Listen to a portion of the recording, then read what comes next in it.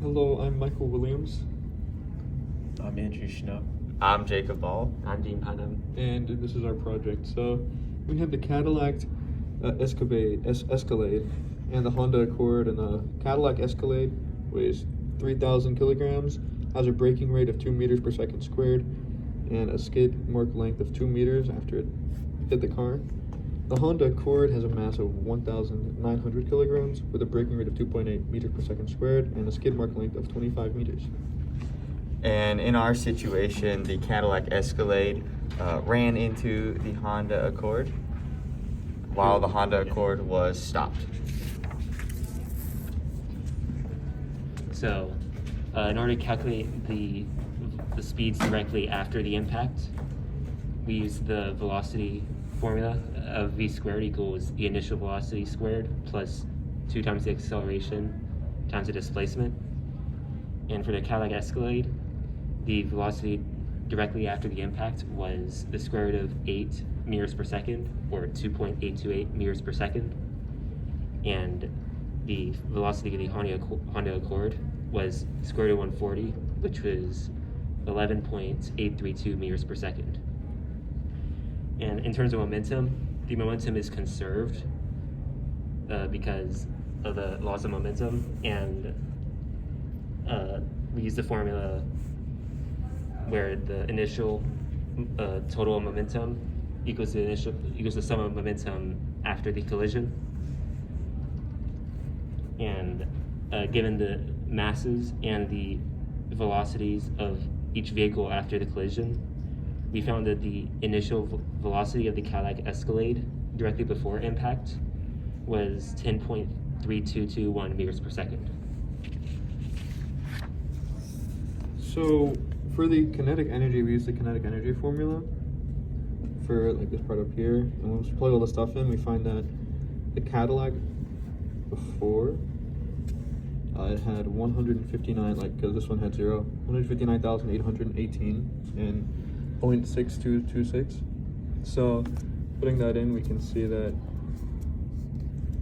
like after the collision, which cars had which cars had the amount, like the kinetic energy after, and we can see that the first one, like the first vehicle, oh my goodness, the kinetic energy of the Escalade before the collision and the total energy after, kinetic energy is lost because it's less than, and the collision was inelastic because the kinetic energy was not conserved. So going off what Michael said, this is the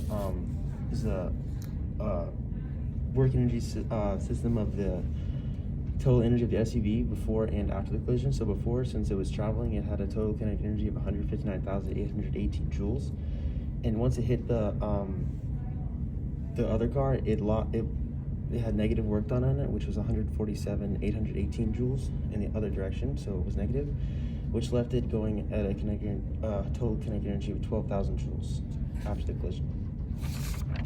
For the Sedan, it was stopped, so it had initial kinetic energy of 0, and once it was hit, there was a total work done of 133,000 joules, which was when the SUV hit, so it ended up having a kinetic energy at the end of 133,000 joules.